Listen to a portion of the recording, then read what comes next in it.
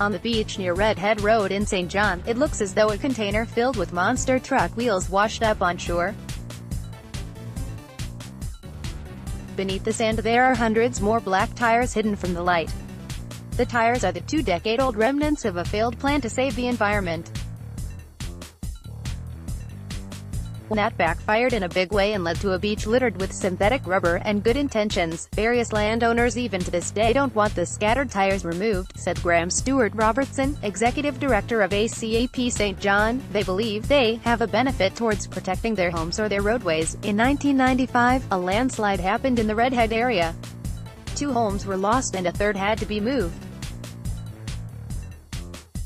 The Redhead Shore Restoration Committee formed and plans were hatched to create a massive structure designed to slow down the rapid erosion of the Bay of Fundy shoreline. A breakwater was constructed, using 4,000 tires from transport trucks and other large vehicles.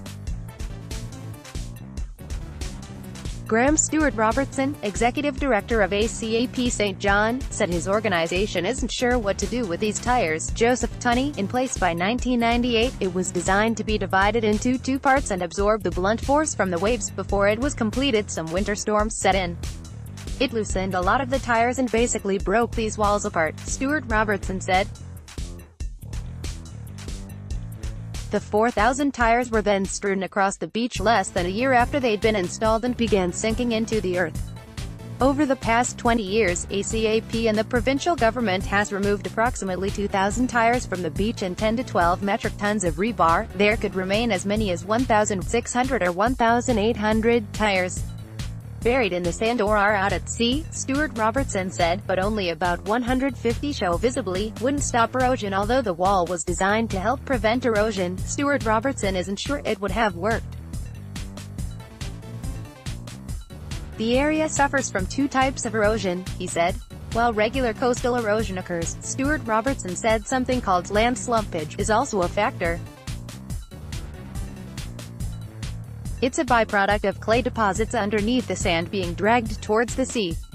The wall may have slowed coastal erosion, but he said the slumpage would still be in play. I have serious doubts about that one, said Gordon Moland, president of Fundy Engineering, about the feasibility of the structure. Various landowners even to this day don't want the scattered tires removed, said Graeme Stewart-Robertson, executive director of ACAP St. John.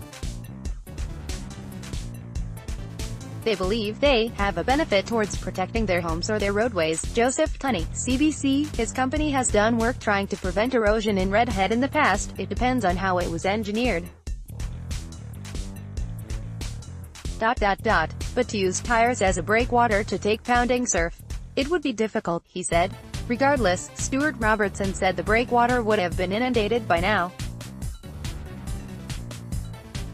Unsure what to do, the situation leaves his organization in a difficult spot, he said. Disposal is probably the biggest issue when it comes to the Redhead tires, he said. There's no place in New Brunswick where these massive tires can be recycled.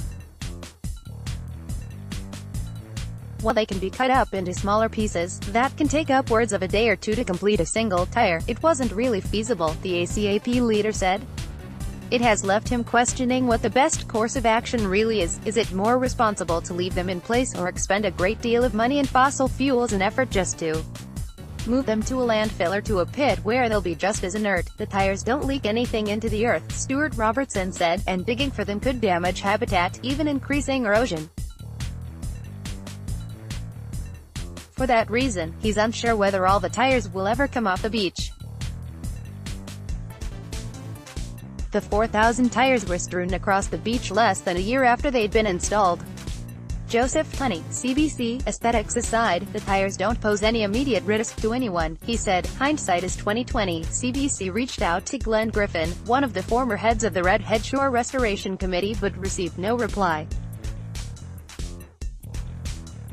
Stewart-Robertson has sympathy for the committee. So does Moland. People's homes and properties were being threatened. And some people were doing stuff they thought would help, the Fundy Engineering president said. Stewart-Robertson believes it speaks to why using natural resources is a better solution than synthetic ones when altering habitats. We only have to look at science and technology to know that ideas or technology we have any given day might have proven to be false or foolish. We continually advance our knowledge about the world, he said. Hindsight is 2020.